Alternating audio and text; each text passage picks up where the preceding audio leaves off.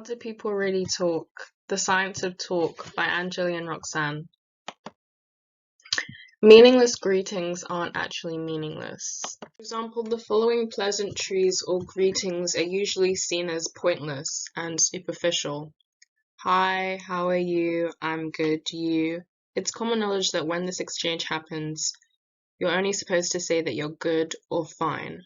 If someone tells you an actual response, it will be considered weird or out of the ordinary. Although these conventions are seen as pointless by a lot of people, we'll begin to see how they're actually essential when communicating ideas. Here we see a seemingly uneventful phone call between a boyfriend and girlfriend. However, on closer analysis, we'll see otherwise. Boyfriend, hello. Girlfriend, 0.7 second silence. Hello, where have you been all morning? Boyfriend takes breath. Hello. Lip smack, I've been at the music shop. The 0.7 second pause already signifies that something is wrong with the girlfriend.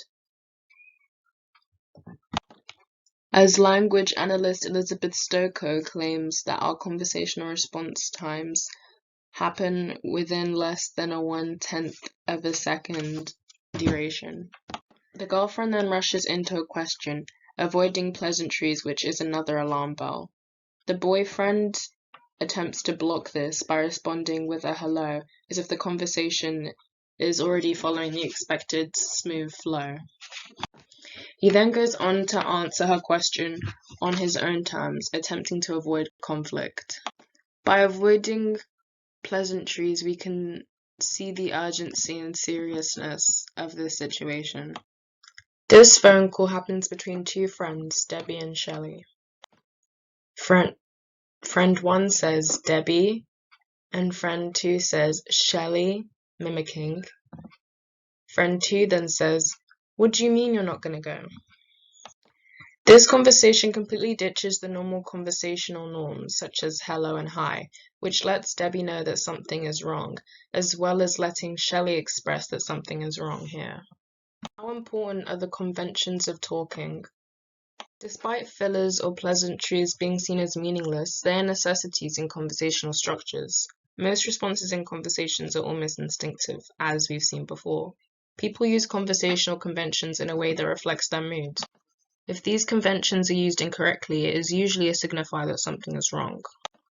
For example, there are certain expected reciprocal responses, such as, how are you? An appropriate response would be, I'm fine, you? We don't realize how often we rely on these fillers in everyday interactions, but without them, conversations would be confusing and hard to navigate. We tend to make strong judgments based on how someone uses these fillers or conversational conventions. We're able to learn and improve our language skills based on our daily interactions.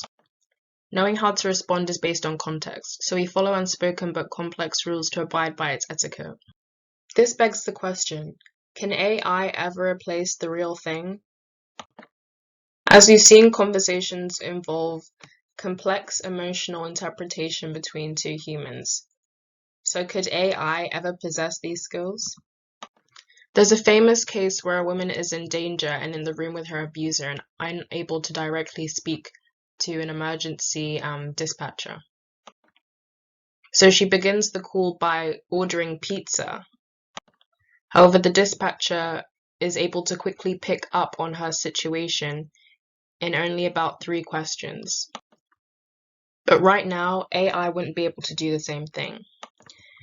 It wouldn't be able to pick up on certain conversational or social cues. For example, saying some cake sounds good to another human would indicate a desire for cake, but to AI would just simply sound as a statement.